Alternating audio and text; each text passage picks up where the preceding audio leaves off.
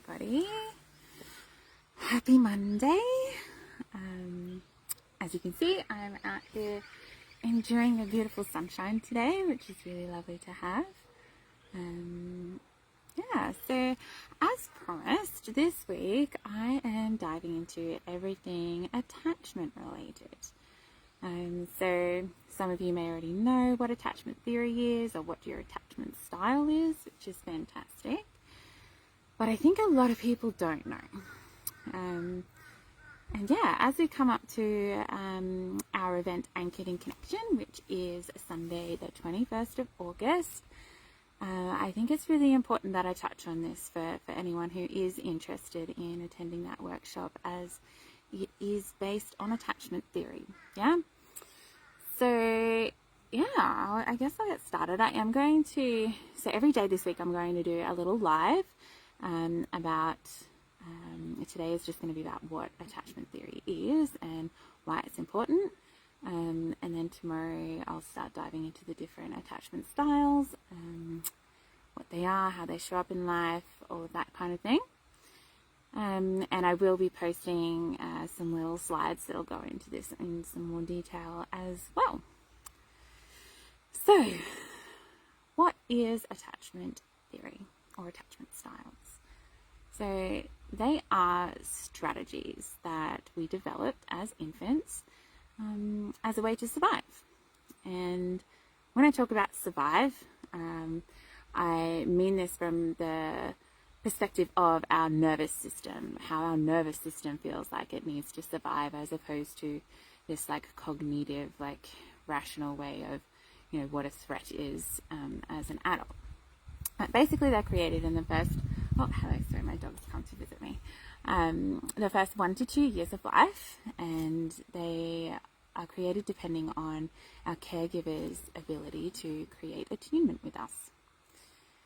And so research has shown, that these, strategies are definitely malleable, but the reality is that unless we're consciously trying to change them, then what we create between those first 2 years of life is going to still be the same attachment strategy we have when we're 75, all right?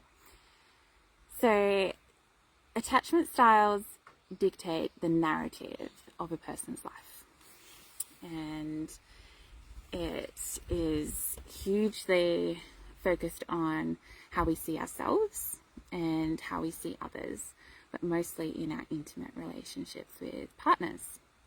Although this can also go on to have an effect on our friendships, how we are as parents, our colleagues, pretty much any relationship we have, really, which brings me to why attachment theory is so important, right? So there are 4 main categories of attachment. So we have secure, and this is about 50% of the population. And so these were the people who in early infancy had caregivers who were most of the time able to meet their needs on all levels and were generally attuned to them. And then we have the 3 styles that are considered insecure attachment. So we have the anxious ambivalent or preoccupied, we have the avoidant dismissive, and then we have disorganized. So 50%, I think, is a huge amount of the population, really, when you think about it, that are moving through life with an insecure attachment style. And so chances are, if you are secure, then you know somebody who's not secure, and whether that be your partner or a friend or someone you work with. The reality is that this information is still really important to know, because it's going to help you in how you connect with others and how you get along in the world, right?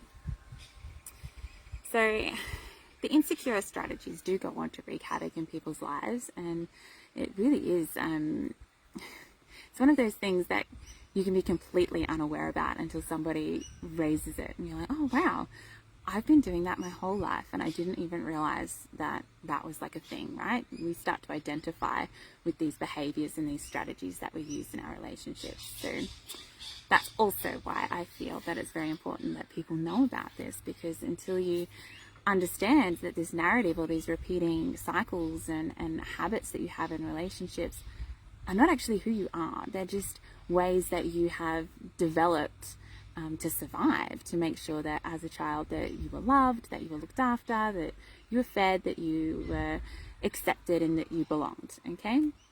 The problem is that now you're an adult, they don't work as well, and they actually go on to create many, many issues. So, the good news is, as humans, neuroplasticity provides us with this unique opportunity to mold, shape, and alter the way that our brain works. Isn't that fascinating? I do find it amazing that our bodies are always striving for this state of homeostasis, right? Always trying to heal ourselves. So, that means you can change your insecure attachment style. Yay! But, oh, sorry, my dog doesn't like clapping. Sorry, Alice. It's okay. So, for those of you who are securely attached, guess what? You have this amazing ability to bring those around you who are insecurely attached into secure attachment. Isn't that amazing?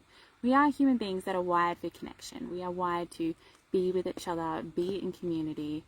And this research and this science absolutely 100% proves that we are here to heal together.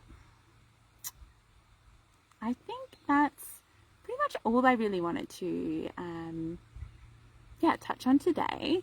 So tomorrow I will be diving into the anxious ambivalent attachment style. As I said, I am going to put some little slides and posts up as well for you guys to read.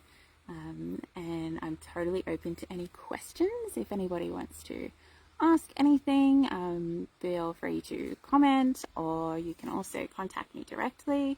And yes, as I said, I'll be doing a workshop anchored in connection with Shiana Lee in a couple of weeks. So she is also available for questions as well.